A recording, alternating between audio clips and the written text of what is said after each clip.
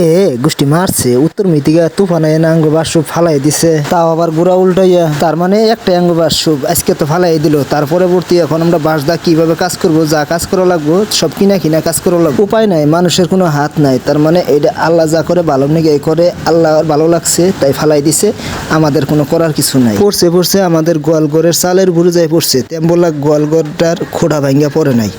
কারণ যে ওজনের বাঁশসুপটা যাই গোয়ালঘরে চালে পড়ছে, তো গোয়ালঘরের কোনো ক্ষয়ক্ষতি হয় নাই। তবে বাঁশগুলার তাড়াতাড়ি কাইটা গোয়ালঘরের চালের থেকে নামাই দেওয়া লাগবো। তার মানে প্রচুর লুট পইরা রয়েছে। মাইটা টিন দেওয়া আছে, যদি মাইটা টিনটা ভাঙ্গা যায় হয়তো সবার মনে এই প্রশ্ন যে কবেকার বাতাসে এই বাঁশসুপ উল্টাইছে। আরে ভাইয়া আজকের বাতাসে উল্টাইছে, আজকে দুসুম যেটা বাতাস চালাইছিল ওই বাতাসে উল্টাইয়া দিছে।